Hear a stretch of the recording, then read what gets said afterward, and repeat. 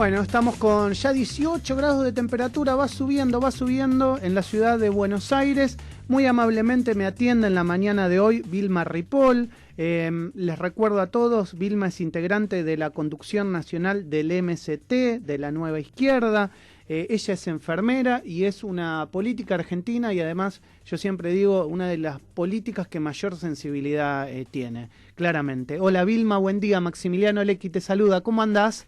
Hola Maxi, hola a todos. Gracias por llamarme. Gracias por atendernos, Vilma. No, me gustaría empezar charlando con vos, dialogando, reflexionando de todo lo que ha pasado en estos días, sobre todo la marcha de ayer, el 17A, pero hay un tema que me parece que sale a veces de la agenda de los grandes medios de comunicación, que es la situación de los efectores de salud, ¿no? De los enfermeros, de los médicos, que tanto están haciendo por el control de esta pandemia y que realmente creo que la sociedad no le está agradeciendo como debe, ¿no?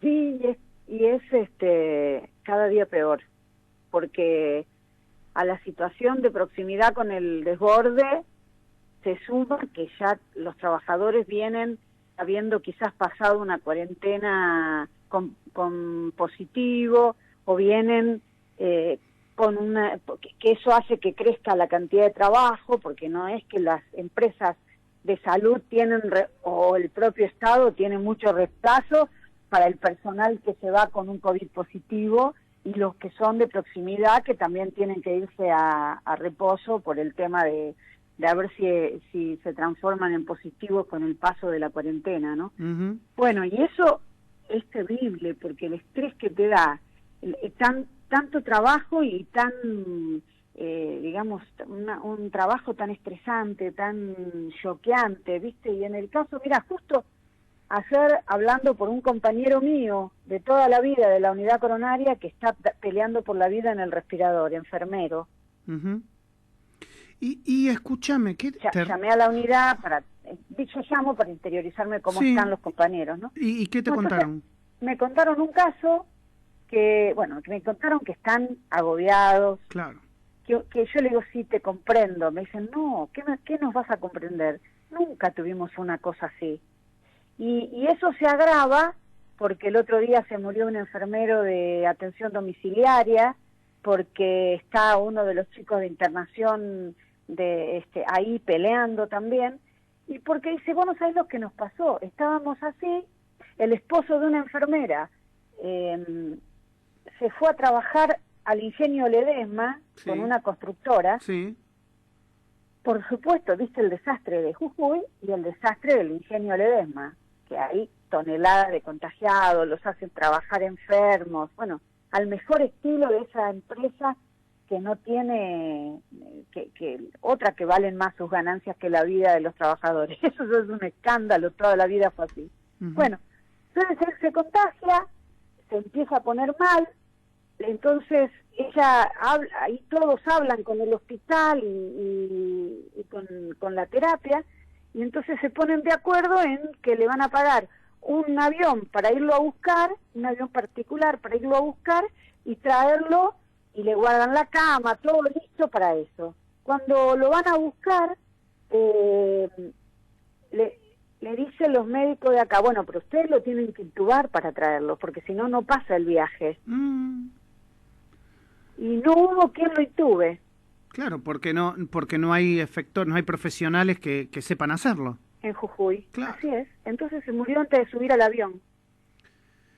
Qué lamentable, la verdad que qué lamentable 50 todo lo que años, el pibe, una nena de 3 años, una cosa terrible. No se podían, porque eso es lo otro que la gente no sabe, no se podían reponer, lloraban todos, ¿me entendés? Yo también.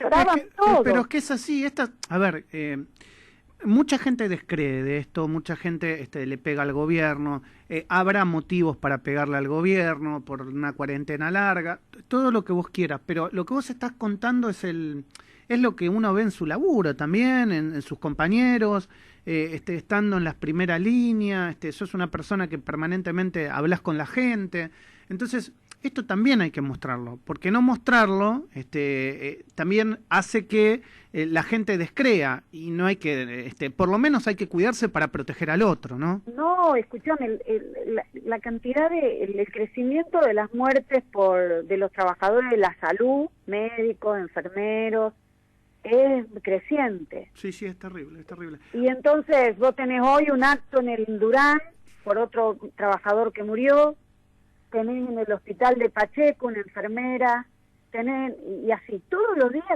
días. Ya no es COVID positivo, es muerte. Entonces, es bravo porque hay gente que niega la pandemia, que opina que es un invento del gobierno, cosas por el estilo, desde que los que toman cloro a todas esas cosas que vos decís, no se puede creer. ¿Cómo van a...?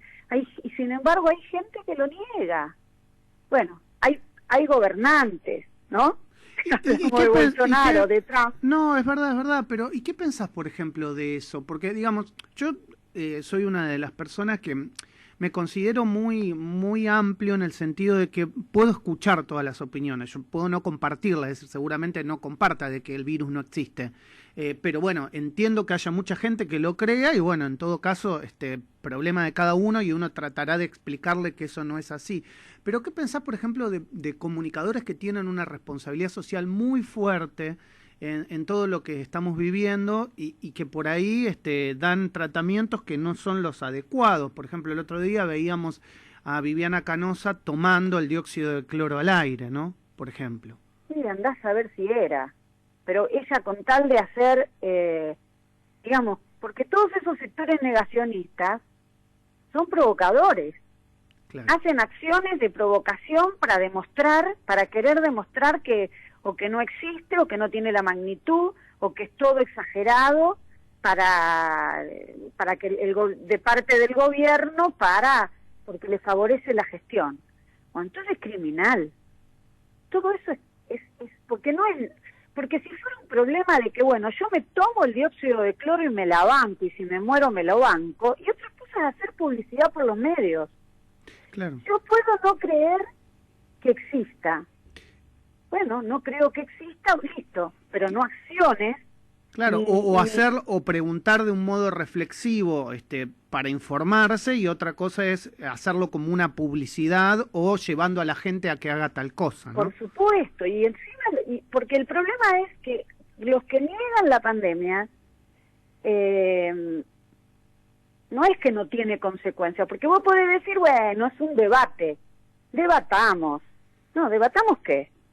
Mientras ellos debaten, toman conductas consecuentes con la negación, que tienen unas consecuencias de crecimiento de los contagios en la pandemia brutales, como pasó en Brasil, como pasó en Estados Unidos, con las negaciones de los gobiernos, y entonces son sectores que al actuar negando, contagian, porque si fuera que ellos se encierran y bueno, contagian a la familia, pero no, salen y su actitud puede hacer que crezca el contagio en otros sectores de la sociedad, que se están cuidando, que están muy expuestos, que tienen enfermedades preexistentes, que saben delante de quién están y a quién están contagiando. Bueno, entendés que tiene consecuencias sociales muy graves, sí. Porque no es solo una opinión, es una conducta que evita o no la transmisión.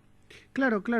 Augusto Niesgay está del otro lado vía Skype, como bueno, acá seguimos todos los protocolos, una sola persona en el estudio desde el inicio de la pandemia. Bueno, Augusto, ¿podés preguntarle a Vilma Ripoll que está del otro lado? Buen día, ¿cómo estás? Hola, ¿cómo te va? Bien, te quería consultar justamente por lo que veníamos hablando del problema de los efectores de salud.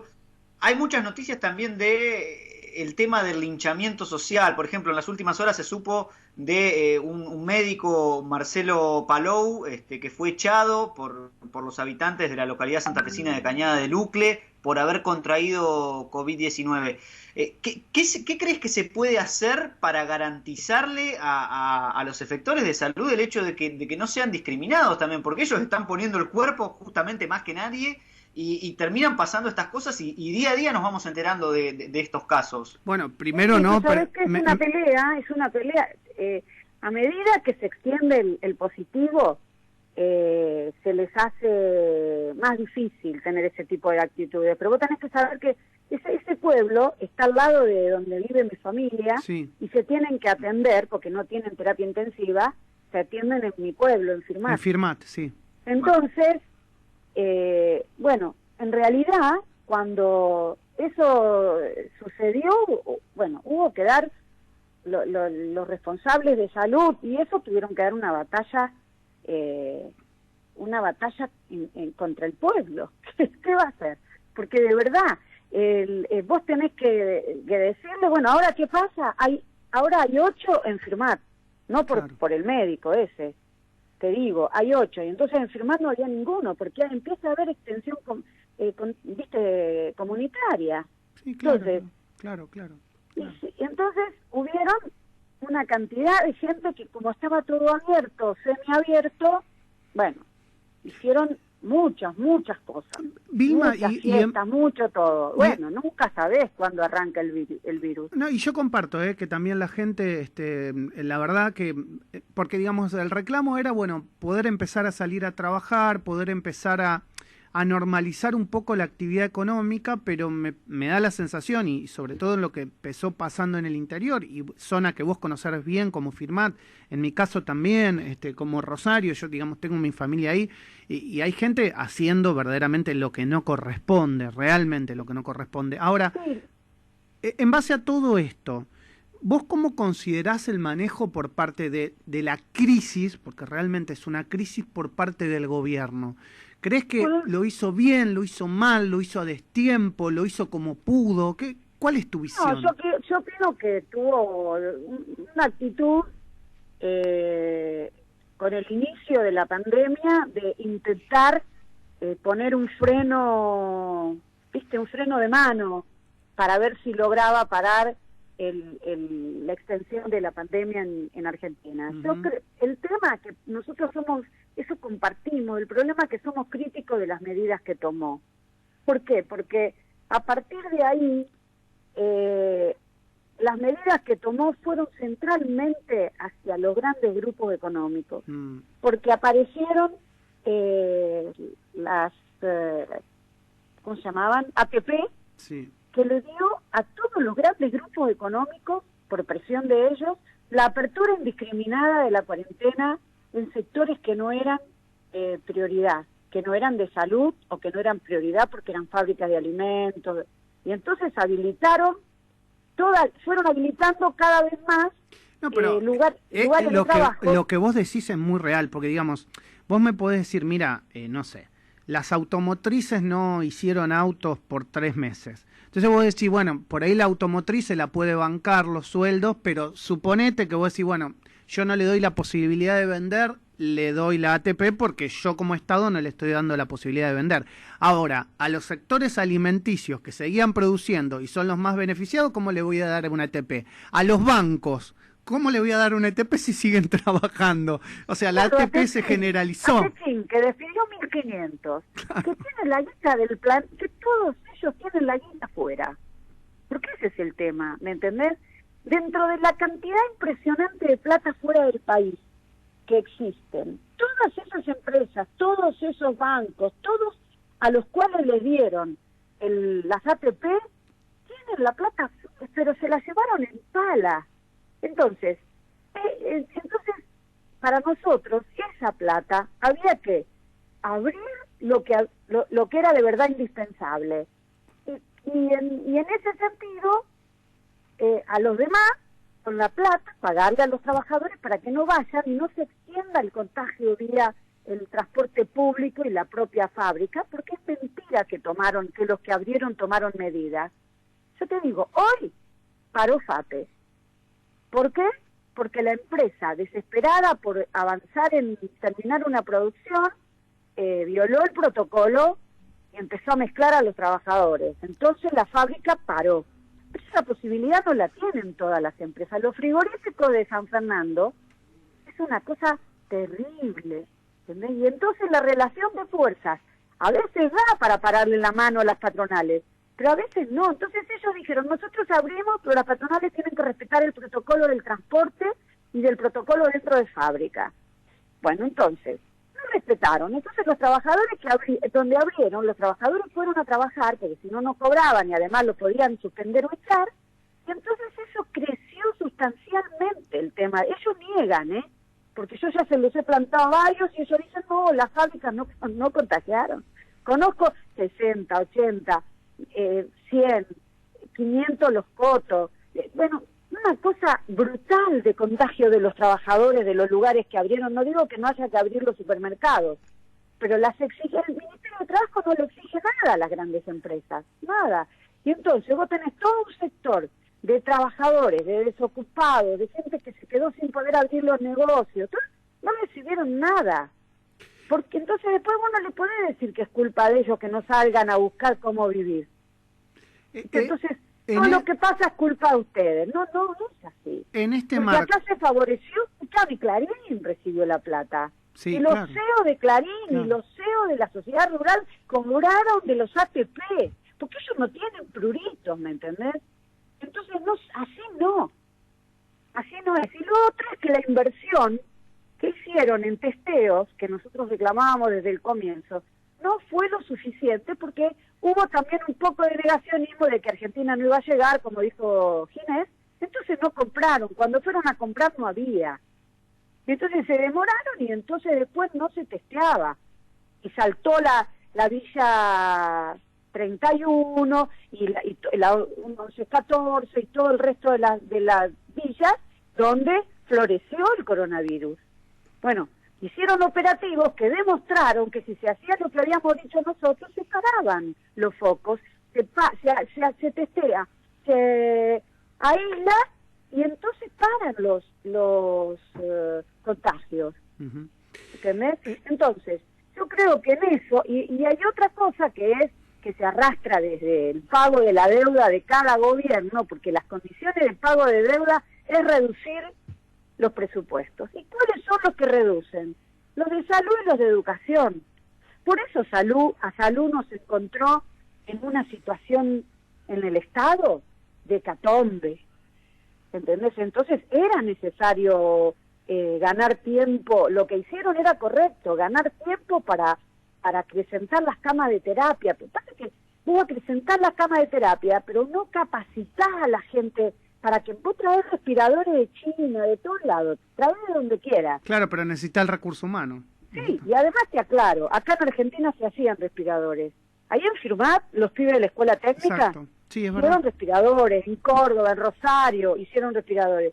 Después no los compraron porque le compraron a China, pero acá había que haber reconvertido la industria y entonces hacer barbijos N95, Respi. Si tenemos condiciones tecnológicas y de capacitación de personal para hacer todo eso y hacer ropa para eso y barbijos y reproducir y hacer una reconversión y pones a toda la industria a trabajar lo que la población y los trabajadores de la salud necesitan. Y se necesitaban millones de barbijos. Entonces, ese es el problema. Sí, Las sí. medidas eran desesperadas después porque al principio no reconocieron, decían que hay que pensar en el dengue, el bicho no va a venir. Bueno, escúchame, ¿cómo no va a venir? ¿Qué estamos nosotros? Entonces, por eso nosotros somos críticos de cómo ellos encararon una medida que fue correcta, pero que que priorizaron y ahora lo van a priorizar en la salida de la pandemia también. Entonces vamos a tener ese tipo de problemas. Sí, sí, ¿Por sí. qué? Porque responden mucho, porque se juntan con los grandes y se juntan con la CGT. Y tienen planteado la reducciones impositivas, subsidios y flexibilización laboral, que es lo que están pidiendo las grandes patronales. ¿Entendés? Entonces vamos a tener los trabajadores van a tener que salir a pelear y bastante solos, porque la CGT firma la rendición todos los días y no apareció por un solo lugar de trabajo para ver en qué situación estaban los trabajadores. Y menos la de salud, menos, ¿entendés? Porque DAER es de sanidad, Entonces tendría que haber ido él a los hospitales a ver cuál era la situación y no tener que salir los trabajadores a cortar, porque es la primera vez que veo, entre otras cosas, que echan en el Estado. Claro. Echaron en San Isidro, echaron en un montón de lugares porque los trabajadores se organizaban para reclamar que lo que les daban como ropa de cuidado y barbijos y todo eso, el uniforme ese extraterrestre que se tienen que poner, no era suficiente, era de mala calidad, era, ¿entendés? Sí, bueno, sí, sí. solo los trabajadores enfrentaron eso. Y muchos terminaron comprándose las máscaras. Vilma, Muchos. la verdad que, como siempre, yo te agradezco por estos minutos en mi programa. Conoces muy bien el sector y tener tu palabra en este momento es darle voz a lo que no puede hacer mucha gente porque está trabajando justamente. Y vos estás contando y describiendo la situación de mucha gente que no la está pasando bien en el marco de esta pandemia y poniéndole el cuerpo. Por parte de todos, ¿me entendés? Exacto. De todos. Exacto. Entonces no se puede así. Y por eso es necesario organizarse y salir. ¿Qué vas a hacer? Con cuidado, pero salir para que... Si vos no lo instalás en la calle, si no cortás la calle y salís a la calle y cortás, no se enteran. ¿Me entendés que no se enteran? O a lo mejor se enteraron, pero no les importa. Claro, no le dan trascendencia. Bueno, te mando un abrazo grande, Vilma, no, como gracias siempre. A ustedes. Un beso enorme. Vilma, no, gracias. Beso grande. Vilma Ripoll, enfermera, política argentina, integrante de la conducción nacional del MST, Nueva Izquierda, describiendo la situación de todos los trabajadores en Argentina, fundamentalmente de los de salud. Recién hablábamos